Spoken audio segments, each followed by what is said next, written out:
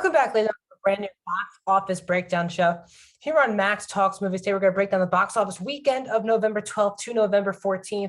We're also going to break down the domestic box office overall this year, and as always, the worldwide box office. My name is Matt Silver. Welcome back to another episode of Max Talks Box Office here on Max Talks Movies. If you're new to the channel, please subscribe, ring the bell. That's the best way to support this channel. I do movie reviews, TV show reviews, streaming platforms, movie rankings, and a box office breakdown show every single Monday. So be tuned, subscribe, and ring that bell. I have reviewed 4 of the 5 films that we'll be talking about in the top 5 at the box office. So definitely go click that playlist at the end of the video as well. Please comment down below, let me know what movie or movies did you see this weekend in theaters? And are you planning to go see something this weekend? We'll talk about what's coming out this weekend at the end of this video. Also, please like the video. That's how you support the channel in the best way. Like the video helps the algorithm so more people can check out this video. Let's talk box office. So let's start with the November 12th to November 14th, this past weekend. And not a big shocker here, in its second weekend, Eternals is in first place. It made $26.8 million. It's a 62% drop for the Eternals. So in its 2-week total now goes to $118.1 million. So it does not get that big 70% drop. It is in the 62. It would have been amazing if it had a 5 in front of it. But a 62% isn't awful. But again, there really was no competition. Really, the next movie we'll talk about was the only competition, and that is not major. So no major competition for Eternals.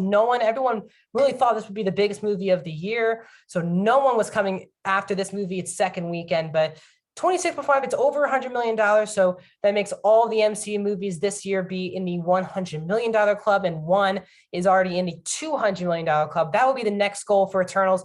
It would take a lot to get there. They need at least $82 million over the next couple of weeks. That is asking for a lot, especially because we're about to get to a highly packed next couple of weeks. So we'll see if Eternals can join Shang-Chi there. Their goal now is to pass Black Widow, the third of 4 MCU movies coming out this year.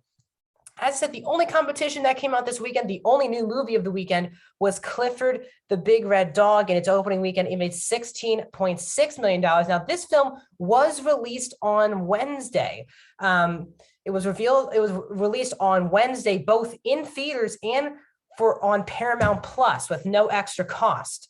So now this total of $16 million was just from the weekend itself. But if you look at from Wednesday to now, it has made $22.2 million. So actually doing pretty well for a family movie. We've seen a lot of films like Ron's Gone Wrong, Addams Family 2 kind of hang around. Pretty good numbers for Clifford the Big Red Dog, especially for it also being available with no extra cost on Paramount Plus. Let me know also, if you have Paramount Plus, did you check out Clifford the Big Red Dog this weekend? In third place this weekend is Dune, who now drops to third place at the box office. It made $5.5 million. It's a 29% drop in its 4th weekend, and now Dune is up to $93.1 million. So while Dune's doing very well overseas, it's still $7 million shy of the $100 million club. And that's the question, can Dune get there? I would say most likely they should get there, but we'll see. A big couple of weeks. Dune needs just $7 million to get to $100 million. Dune Part 2 has already been announced, and this film is still available on HBO Max with no extra cost and in theaters. It should be leaving HBO Max this upcoming weekend because it's been a month since it came out in theaters. So Dune will be leaving the service soon. So we'll see if that actually helps the film as well. In 4th place is No Time to Die. Made $4.5 million this weekend. It's a 25% drop in its 6th weekend. And No Time to Die is now up to $150 million here domestically. It is dominating internationally, but still doing well here, especially because this film just became available this past Tuesday on PVOD. So you can rent this film or buy this film for $20 at the moment if you have for premium video on demand. And even with that, it still makes $4.5 million. This film has been #1 on all the charts. If you go to iTunes, Amazon, whatever service you find, they are #1. So a lot of people not just checking out this film in theaters, but also at home. I know a lot of people did. I know a lot of people who I'm friends with just wanted to see this film in theaters, but just was too busy, so they just rented it this past weekend. So big advance for No Time to Die going up against Eternals, really, at the PVOD window. And in 5th place, still in the top 5, a full month after it was released, Venom: Let There Be Carnage is still in the top 5.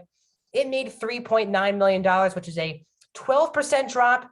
This is its 7th week. And Venom: Let There Be Carnage is now in the $200 million club, is now at $202 million. So it will match the original film domestically. Even though that film made close to $1 billion, it dominated world internationally, which it is not doing, but it is doing the same amount here in the United States.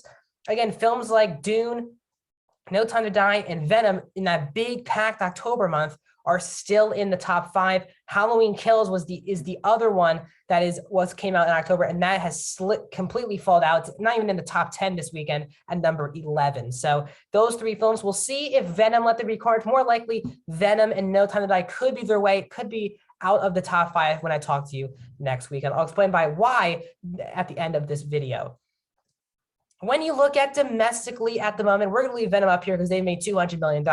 Shang-Chi and the Legend of 10 Rings is still number 1 domestically. It's made $224. Venom is the second movie of the entire year to join $200 million. It's really sad that is our benchmark for films, but at the moment, that's what it is during the pandemic. So Venom's at 202, Black Widow's at 183. So the top 3 films are Marvel's films. Again, Venom's still a Sony film, but a Marvel character. So 3 basically Marvel films are in the top 3.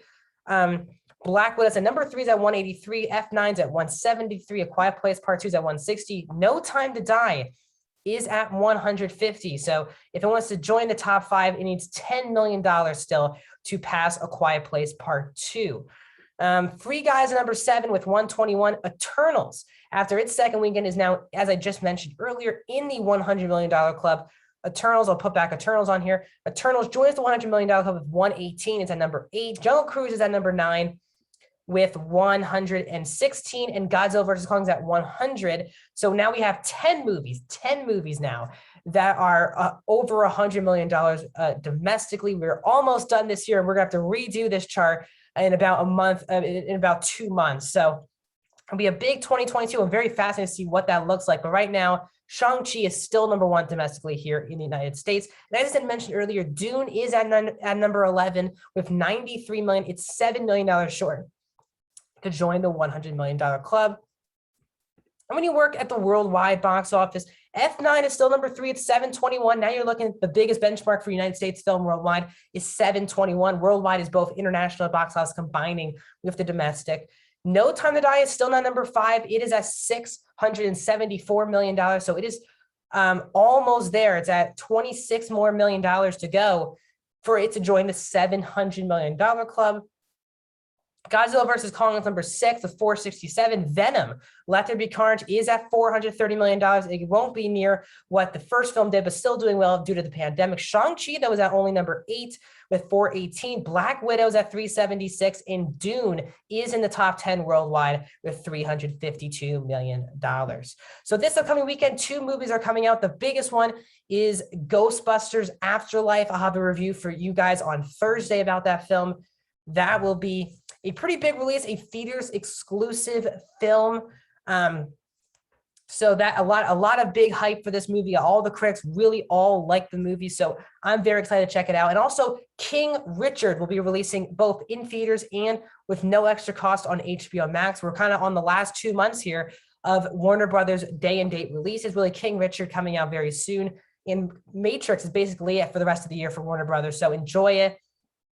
This is the big Will Smith Oscar movie that a lot of people believe Will Smith will get an Oscar for this performance playing Richard Williams, the father of Serena and Venus. So that is also coming out this upcoming weekend. And then a big movie's coming out on Wednesday next week before Thanksgiving. You have 3 releases. I'll talk about that next week. So that's this week's box office. I'll give you my schedule really quickly upcoming. I'll have a review for the Princess Switch 3. That review will be on Wednesday. I'll have my review of Ghostbusters Afterlife on Thursday.